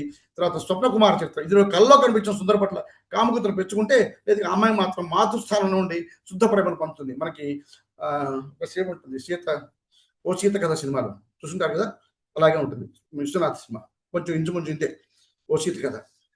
తెలుగు తోట, ఇందులో తెలుగువారి దేశభక్తికి సంబంధించిన అంశాలు తెలుగులో నాడులో ప్రవర్తించారు. జడకుచ్చులు, ఈ రవీంద్ర ప్రభావంతో రాసిన ఖండికలి, ఇవన్నీ స్వతంత్ర కావ్యాలు. ఇవన్నీ వనమాల, ఇది కూడా ఖండికల సమాహారమే. ఆంధ్రవళి, భాషాభిమానం, దేశాభిమానం, రాష్ట్రాభిమానం, ఇవన్నీ గురించి రాసింది. ఇందులో మరి ఈ దేశమేగనా ఎందుకు ఆడినా పొగడరా నీ తల్లి భూమి భారతని నిలుపరా నీ జాతి గుండె దూరం. ఈయన గురించి ఒక ప్రధానమైన విమర్శ ఏంటంటే రాయప్రోలు గారి గురించి ఈ దేశభక్తి, రాష్ట్రభక్తి ఇవన్నీ కేవలమైన ఈ కావ్యాల్లోనే, పద్యాల్లోనే చూపించాడు. నిజానికి వ్యక్తిగతంగా దేశం పట్ల ప్రేమని, రాష్ట్రం పట్ల ప్రేమని ఇతను వ్యక్తం చేయలేదు, ఉద్యమాల్లో పార్టిసిపేట్ చేయలేదు అనేటువంటిది ఈయన మీద ఉన్నటువంటి ఒక ప్రధానమైన అభియోగం. ఈయన కేవలం పద్యం రాయటం వరకే మాత్రం ఆగిపోయాడు. ఇంతకుముందు వినలేని మాట ఇప్పుడు మనం అర్థం చేసుకుని. సో మిశ్రమంజరి, ఇది 1963లో అప్పటి వరకు ప్రభుత్వానికి ఎన్నో ఖండికలు ఒక చోట ప్రచురించింది. ఇవి అయిపోయిందో లక్షల గ్రంథాలు 2 రాశాడు. మాధురి దర్శనం, రమ్యాలోకం 2 లక్షల గ్రంథాలు రాశాడు. భావం, స్త్రీ పుంసయోగం, ఔన్నత్యం, కవి లక్షల గ్రంథాలు ఇవి మనకి మెయిన్ గా ఏమిటి అనువాదాలు. మనం మెయిన్ అనువాదాలు రాశాడు. ఒక మాట్లాడుకున్న ఒక 5 గురించి. తర్వాత స్వతంత్ర కావ్యాలు తృణకంకణం, స్నేహలత, కష్టకమల, స్వర్ణకుమారం, తెలుగుతోట, జడకుచ్చులు, వనమాలి, ఆంధ్రావళి. ఇవి కాక విశ్రమంజరి ఉంది, లక్షణ గ్రంథాలు 2 రాశాడు. మాధురి దర్శనం, రమ్యాలోకం అనేటువంటి 2 లక్షణ గ్రంథాలు రాశాడు. దీంతో ఈయన రాసినటువంటి దీనికి ముగించుకొచ్చుకున్నాం. తర్వాత మనం ఒక పాయింట్ ఏంటంటే ఈ టాపిక్స్ అన్నింటిలో కూడా మీకు చివర ఏవైనా ముగింపు వాక్యాలు మాత్రం వీలైతే అవి 2-3 కలపడానికి ప్రయత్నం చేయండి. చివరి వాక్యాలు అద్భుతంగా ఉన్నాయి మన అన్ని పాఠాల్లోనూ, అటు విమర్శలోనూ ఇక్కడ కూడా చాలా కాంప్రహెన్సివ్ గా అతని గురించి వాళ్ళ గురించి అక్కడ చెప్పడం జరిగింది. సో అదొకటి మాత్రం తప్పనిసరిగా మీరు అర్థం చేసుకునే ప్రయత్నం చేయండి. తర్వాత ఇందులో అధ్యాయం 2లో మనం 3వ పాఠాన్ని పెడుతున్నాం. మనం 4వ పాఠం తిరుపతి వెంకట కవులు. వీళ్ళ గురించి కూడా మనం చెప్పుకునేది తక్కువే ఉంటుంది. అంటే వీళ్ళు చేసింది కేవలం అవధానాలు చేశారు. వీళ్ళు అవధానం చేశారు కానీ మిగతావన్నీ కూడాను వాళ్ళు రాసిన కావ్యాలే. కాబట్టి ఈ విషయం మనం కావ్యాలనే అడుగుతారు వీళ్ళు మనిషి. అంటే కావ్యాలు కూడా మనం తప్పనిసరిగా కొన్ని అయినా మనం అందులో మెన్షన్ చేయవలసి ఉంటుంది. తిరుపతి వెంకట కవులు వీరెవరు? చల్లపల్లి వెంకట శాస్త్రి, దివాకర్ల తిరుపతి శాస్త్రి, చల్లపల్లి వెంకట శాస్త్రి. ఇద్దరికి ఒకే సంవత్సరంలో పుట్టాడు, దాదాపు 1871. కానీ తిరుపతి శాస్త్రి గారు 1919 వరకే ఉన్నారు, బతికి ఉన్నారు. తర్వాత చల్లపల్లి శాస్త్రి గారు మాత్రం 1950 దాకా బతికి ఉన్నారు. ఈయనే బందర్లో హిందూ కాలేజీలో పనిచేస్తుంటే ఈయన దగ్గర విశ్వనాథ సత్యనారాయణ గారు చదువుకున్నారు. చదువుకుంటే విశ్వనాథ సత్యనారాయణ ఏమన్నారు, నాకు చదువు చెప్పడం ఆయన అదృష్టం అన్నాడు కదా. దాన్ని చక్కగా చాలా స్పోర్టివ్గా తీసుకుని ఈయన కవి సామ్రాట్ బిరుదు ఇచ్చినప్పుడు ఎవరికి, విశ్వనాథ సత్యనారాయణకి, ఆ సభలో అద్భుతమైన పద్యం చెప్పాడు చల్లపల్లి వెంకట శాస్త్రి గారు. ఇది ఆయన గురించి మాట. తర్వాత కాకిన వీళ్ళు మెయిన్ వీళ్ళు ఒకరికొరకు అనుబంధం చాలా ఉంది. కాకిన వీళ్ళు మొదటి నుంచి కూడాను. అయితే వెంకట శాస్త్రి గారు ఈయన గురువుగా చూసేవారు. ఎవరు? చల్లపిల్ల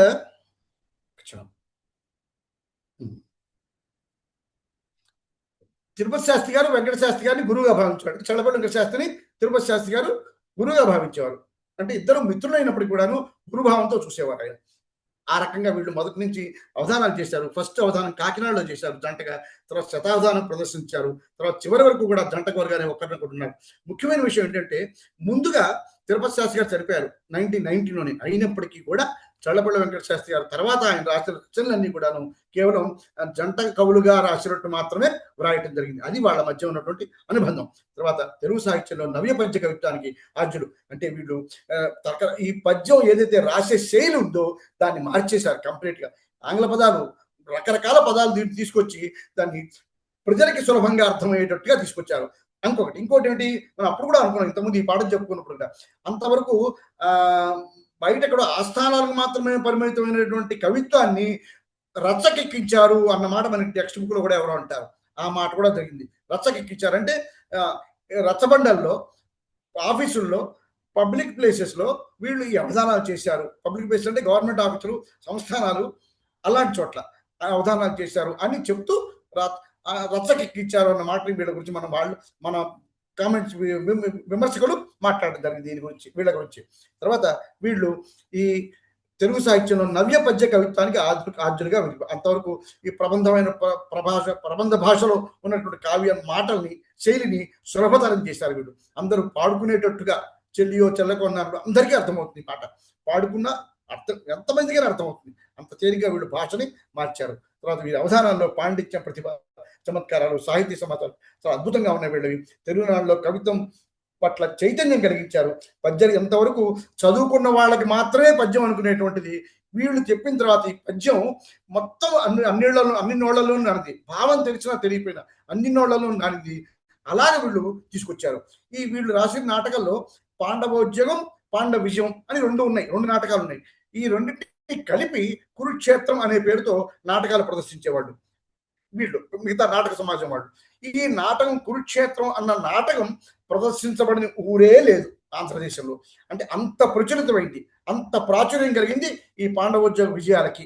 రెండింటి కలిపారు, పాండవోద్యోగము, పాండవ విజయము, ఈ రెండింటిని కలిపి కురుక్షేత్రం అనే నాటకం చేసి దీన్ని అద్భుతంగా దీన్ని పండించారు. ఇది ప్రధానంగా వీళ్ళ గురించి మనం ఒక మాట అనుకోవాల్సింది. వీళ్ళు ఈ అవధానం ఎలా చేశారు? వీళ్ళు సంపన్న గృహస్థుల్లో, సాహితీ పనులు, సర్కారు ఉద్యోగాలు పెట్టించిన వాళ్ళు, సంస్థానాలు ఇలా ఊరూరా తిరుగుతూ వాళ్ళు ఆస్థానాలు చేయించారు. వీళ్ళని చూసి ప్రభావితం అయ్యే శేషాద్రి రమణ కవులు అవధాన విద్య నేర్చుకుని వాళ్ళు కూడా అవధానాలు ఊరూరా తిరుగుతూ చేయడానికి ప్రయత్నం చేశారు. ఆ సందర్భంలోనే కొప్పర్తి కవులతో వాళ్ళకి పరిచయం అవటము, వాళ్ళు శేషాద్రి రమణ కవులు అని వాళ్ళకి పేరు పెట్టడం జరిగింది. వీళ్ళతో వీళ్ళ దృష్టి మనం చివరికి కూడా అనుకుంటాం అన్నమాట, వీళ్ళ దగ్గర మీద ఎంతమంది ప్రభావితులు అయ్యారు, జంట కవులు రావటము, అవధానాలు చేయటము, వీళ్ళ దగ్గర నుంచి చాలా మంది ప్రభావితులు అయ్యారు. అది మనం కూడా అనుకుంటాం. మనం ఈయన ఇలా వీటి అవధానాలు చేస్తూ చాలా దాదాపు ఒక 22 ప్రాంతాల్లో వీడు అవధానాలు చేశారు. వెంకటగిరి, విజయనగరం, గద్వాల, ఇవి చదవకండి, లిస్ట్ చదవండి, మీరు తప్పనిసరిగా గుర్తుపెట్టుకుంటే రాయాలి. ఇవి బిరుదులు: అద్యతనాంధ్ర కవితా ప్రపంచ నిర్మాతలు, అవధాన శతావధాన కవులు, కింకవీంద్ర ఘంటా పంచాననులు, చల్లబడి వెంకటశాస్త్రి ఆంధ్ర విశ్వవిద్యాలయంలో కళాప్రపూర్ణ. ఇంతకుముందు ఆయన కూడా కళాప్రపూర్ణ ఇచ్చారు. ఎవరికి? రాయపూర్ వారికి కూడా కళాప్రపూర్ణ ఇచ్చారు ఆంధ్ర విశ్వవిద్యాలయం వాళ్ళు. వీళ్ళకి కూడా కళాప్రపూర్ణ ఇచ్చారు ఆంధ్ర విశ్వవిద్యాలయం వాళ్ళు. ఈ వీళ్ళకి మనం ఏం మాట్లాడాలి వీళ్ళ గురించి? ఇప్పుడు మనం వీళ్ళ చదువు గురించి, వీళ్ళ జంట కవులు అనుకున్నాము. ముందు ఒకరు చనిపోయారు, తర్వాత ఇద్దరు కాకినాడలో ఫస్ట్ అవధానం చేశారు అనుకున్నాము. తిరుపతి శాస్త్రి గారు చనిపోయినప్పటికీ వెంకట శాస్త్రి గారు ఇద్దరు పేరు కలిపే కవిత్వం రాశారు అనుకున్నాము. వీళ్ళు పాండిత్యం, ప్రతిభ ప్రదర్శిస్తూ ఊరూరా తిరుగుతూ చేశారనుకున్నాము.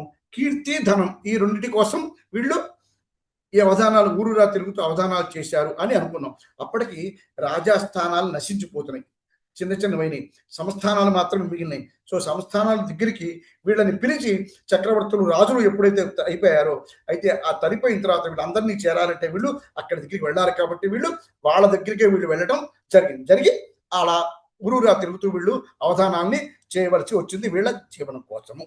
రైట్? జీవనం అనండి, లేదా అధికమైన ధనం అనండి, కీర్తనండి, ఏ విధంగా సరే ఏదో ఒకటి కోరిక ఉంటేనే చేస్తారు వాళ్ళు కదా. ఆ 3 కోరికలతో ఏదో ఒకటి ఉండొచ్చు వీళ్ళు అవధానాలు చేయడం జరిగింది. వీళ్ళ రచనల గురించి మాట్లాడుకుంటే బ్రీఫ్గా మాట్లాడుకుందాము. వీళ్ళు శ్రవణానందం, పాణిగ్రహీత, ఈ 10 పద్య కావ్యాలు ఉన్నాయండి, మనం గుర్తుపెట్టు చదవాల్సిందే, ఇవి చెప్పాల్సిందే. పాణిగ్రహీత, లక్షణాపరిచయం, కేలామహత్యం, బుద్ధచరిత, దేవి భాగవతం, తర్వాత కామేశ్వర శతకం, ఆరోగ్య కామేశ్వరి, భాస్కర స్తవం, శనిగ్రహం, బిడాలోపాఖ్యానం, బాలరామాయణం, ఈ 6 నాటకాలు ఉన్నాయి. అవి మాత్రం గుర్తుపెట్టుకోండి. పాండవ జననం, పాండవ ప్రవాసం, పాండవ రహస్యం, వరుసగా చూడండి. పాండవ జననం పుట్టినప్పుడు, పాండవ ప్రవాసం పుట్టిన తర్వాత కొన్నాళ్ళ పాటు వెళ్ళిపోతారు, లాక్షాగృహంలో బంధించబడి చంపాలని చూసబడినప్పుడు అక్కడి నుంచి తప్పించి వెళ్ళిపోతారు, అది పాండవ ప్రవాసం.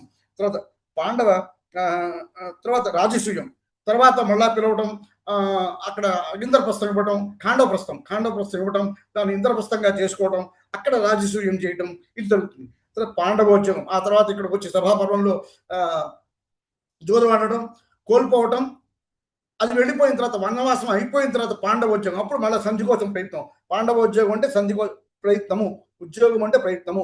మనం చదువుకున్నాం కదా అక్కడ, ఇది సంజయ్ రాయబారం, అక్కడ ఇదే ఈ సందర్భంలో జరిగింది. పాండవోద్యోగం సందర్భంలో జరిగింది సంజయ్ రాయబారం. తర్వాత పాండవ విజయం, విజయించడం, తర్వాత పాండవ అశ్వమేధం అయిపోయిన తర్వాత చివరికి మనశ్శాంతి కోసం, పాపం పోవటం కోసం, ఇది కోట్ల మందిని చంపిన పాపం పోవటం కోసం అశ్వమేధం చేస్తాడు ధర్మరాజు. ఇది జరగదు. వీటన్నిటిని నాటకాల రూపంలో వీళ్ళు చేర్చారు. ఈ నాటకాల్లో అద్భుతమైన పద్యాలు ఉన్నాయి. బాబా ఎప్పుడు వచ్చి తీవు, చెల్లి చెల్లకో జెండా, ఇది రాయొచ్చు. ఇవి ఈ నాటకాలు, ఈ పద్యాలు గురించి ఒకవేళ తిరుపతి వెంకట శాస్త్రి గురించి వస్తే వాళ్ళు వ్యక్తిగతంగా రాసేది మాత్రం మనం ఇందాక చెప్పిన పాయింట్ రాస్తాము, రాసి ఈ కావ్యాల పేర్లు మాత్రం రాయించాలి. ఏమైనా గుర్తుంటే 1-2 నుంచి 2-3 లైన్లు యాడ్ చేయండి, అంతేగాని అంతకుమించి మనం ఈ కావ్యాల గురించి వివరణ ఇచ్చే అవకాశం మాత్రం మనకి అవకాశం ఉండదు. అయితే ఈ పద్యాలు మాత్రం మనం ఈ 5 లైన్లు, బాబా ఎప్పుడు వచ్చి తీవు, చెల్లియో చెల్లకు, జెండాపై కపిరాజు, తర్వాత సంతోషమును సంచేదివి, ఎక్కడి నుంచి రాక, ఇవన్నీ ఈ 5 పద్యాలు చాలా ఫేమస్ అయినటువంటి పద్యాలు. ఇవన్నీ కూడా ఈ పాండవోద్యోగ విజయాల్లో అందులోనివి. తర్వాత ఈ కురుక్షేత్ర నాటకంలో ఊరుగా ప్రదర్శించబడింది. ఇది ప్రదర్శించబడిన ఊరే లేదు అని మనం చెప్పుకున్నాము. ఈ పాయింట్ మనం అందులోకి రాయవలసి వస్తుంది. తర్వాత వీళ్ళ గురించి చెప్పుకోవాల్సిన మరో పాయింట్ ఏంటంటే, జాతక చర్య, ఇటీవల చర్య అనేటువంటి రెండు భాగాలుగా వీళ్ళ జీవిత చరిత్ర వ్రాయబడింది. పైన చెప్పిన గ్రంథాలతో కాకుండా వీళ్ళు ఈ 2 వీళ్ళ జీవిత చరిత్ర కూడా వీళ్ళు రాయటం జరిగింది. తర్వాత కథలు గాథలు అనే పేరుతో 3 సంపుటాలు, వచన రచనం, పల్లెటూళ్ళ పట్టుదలలు అనే పేరుతో ప్రహసనాన్ని కూడా రాశారు.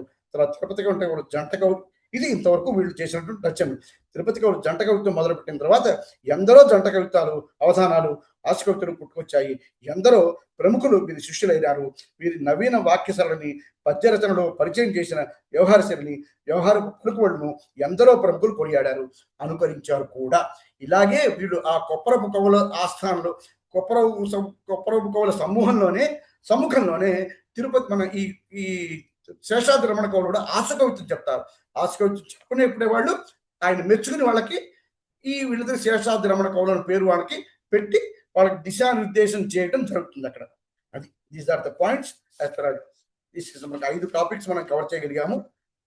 ఇదండి రాంబాబు గారు. ఓకే అండి. కంటిన్యూ చేయమంటే చేస్తాను.